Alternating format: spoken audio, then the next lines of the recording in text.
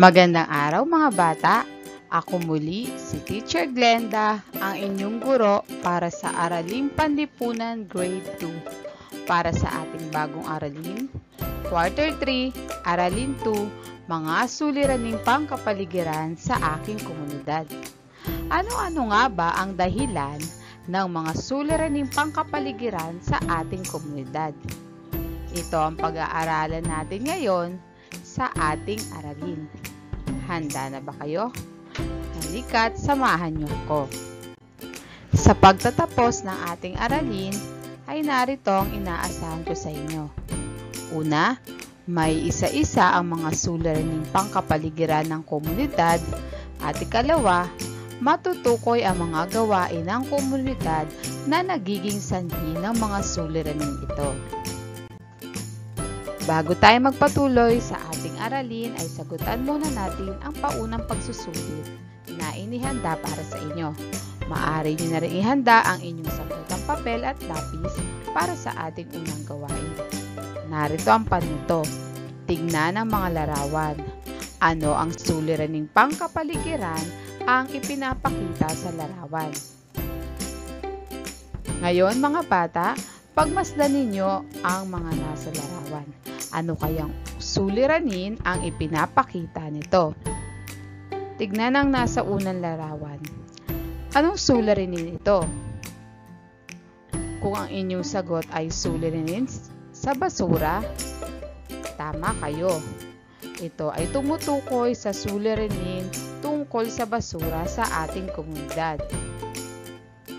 Sa ikalalawang larawan mga bata, ano kayang suliranin ito? Kung ang inyong sagot ay suliranin tungkol sa baha, tama ulit kayo.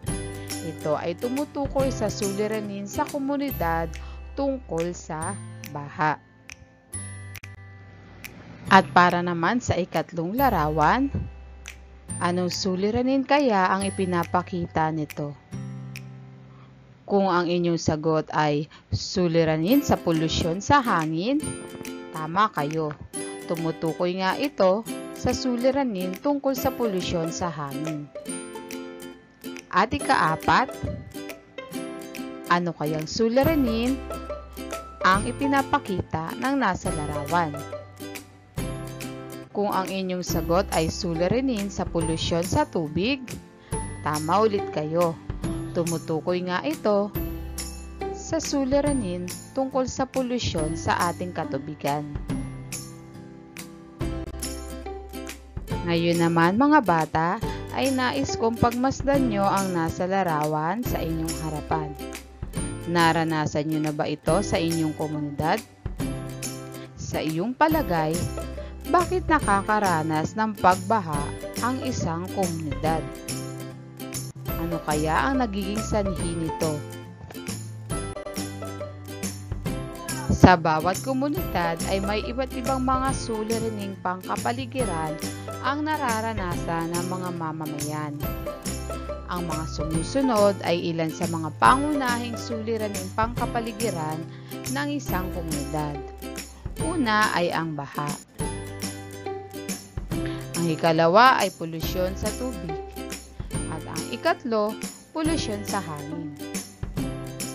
Bakit nga ba nangyayari ang mga suliraning ito? Narito ang kalagayan at suliraning pangkapaligiran ng isang komunidad. Una ay suliranin tungkol sa basura. Ang basura ay anumang bagay na itinatapon pagkatapos gamitin o bagay na walang halaga, depektibo at walang anumang pakinabang. Ang basura ang pangunahing suliranin na nakakaapekto sa ating komunidad. Sa maling pagtatapon ng basura, ito ay makakapagdulot ng baha, polusyon sa tubig, pagkasira ng ari-arian, at pagkawala ng matitirhan ng mga tao.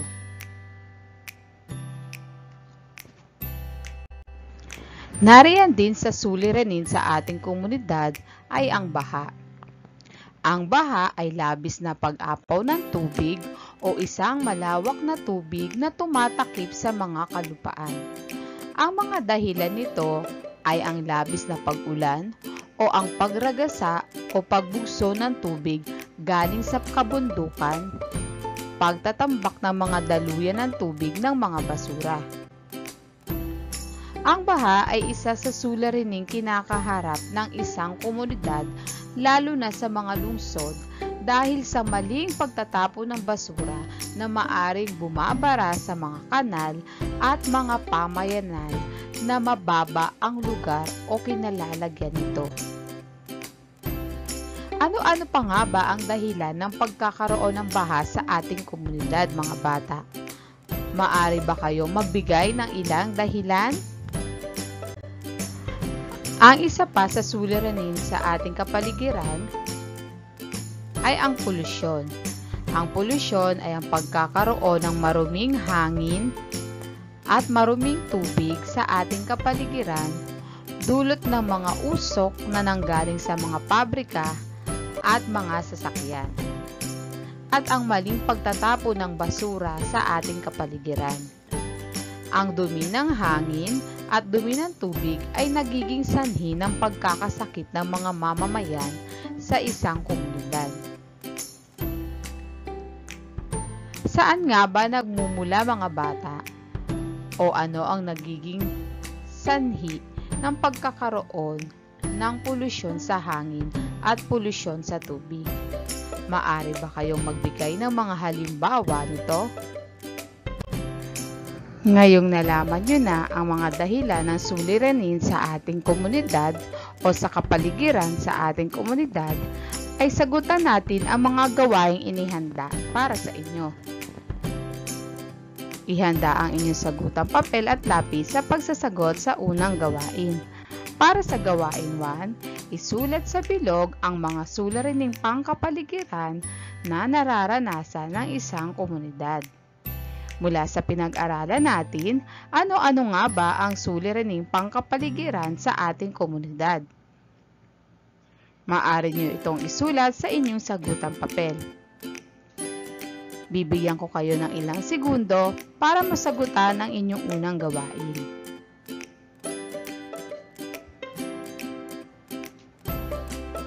Ngayon, mga bata, ay tignan natin kung tama ang inyong kasagutan para sa gawain 1. Ano-ano nga ba ang suliranin pangkapaligiran ng ating komunidad?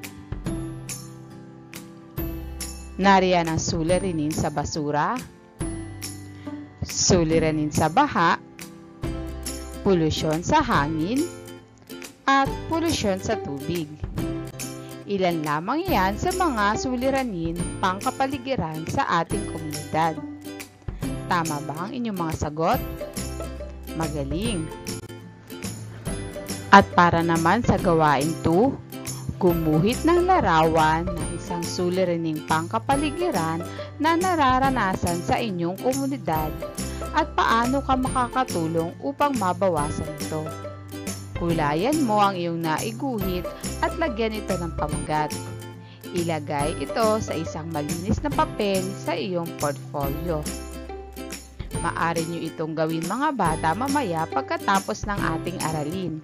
Maaari kayong maghingi ng tulong sa nakatatandang miyembro ng pamilya para masagutan ang gawain 2. Tandaan natin, mga bata, ang mga pangunahing kalagayan at suliraning pangkapaligiran na nararanasan ng komunidad ay basura, baha, at polusyon sa hangin at tubig, na siyang nagiging sanhing problemang pangkalikasan at pangkalusugan ng mamamayan sa isang komunidad. Ngayon naman ay sagutan natin ang pag-alam sa natutuhan. Batay sa inyong natutuhan tungkol sa ating aralin, pumili ng isang suliraning pangkapaligiran na ating pinag-aralan. Sabihin ang sanhi at ang epekto nito sa isang komunidad. Ilagay ito sa malinis na papel. Maaari nyo itong sagutan mamaya pagkatapos ng ating aralin at maaari kayong ulit humingi ng tulong sa nakatatandang miyembro ng inyong pamilya para mas madaling masagutan ang pag-alam sa natutuhan. Ngayon naman ay sagutan na natin ang panghuling pagsusulit. Narito ang panuto. Piliin ang titik ng tamang sagot at ilagay ito sa sagutang papel. Para sa unang bilang, ito ay mga bagay na itinapon na ng tao at hindi na nararapat gamitin. A. Basura. B. Baha. C. Polusyon sa tubig. D. Polusyon sa hangin. Anong titik ng tamang sagot, mga bata? Kung ang inyong sagot ay titik A, mahusay. Tama ang inyong sagot.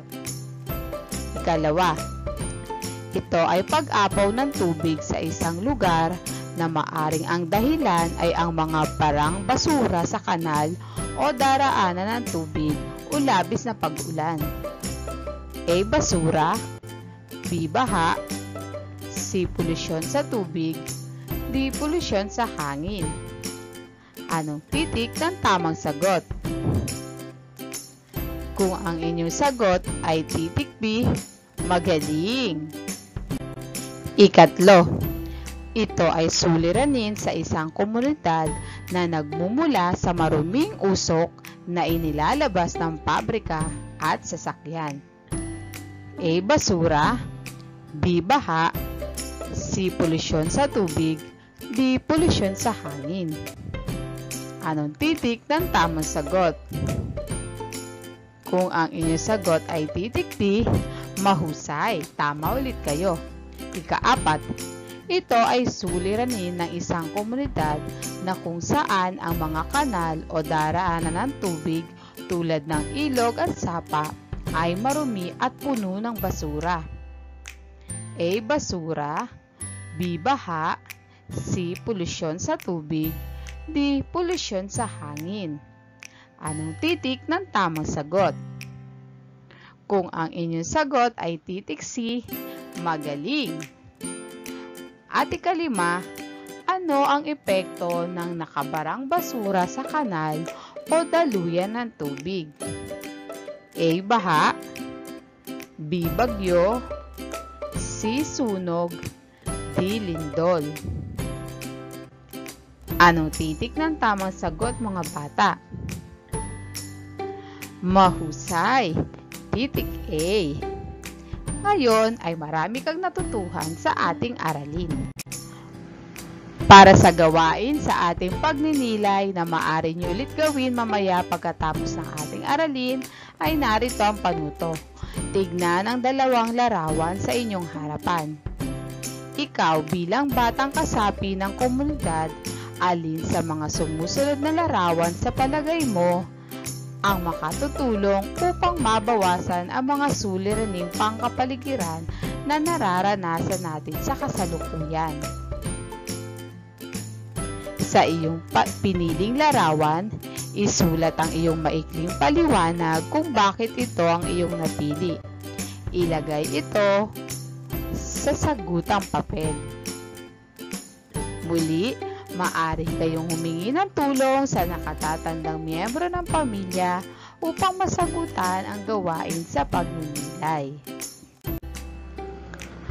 At dito nagtatapos ang ating aralin para sa araw na ito. Naway marami kayong natutuhan sa ating aralin. Hanggang sa susunod na linggo, mga bata, paalam!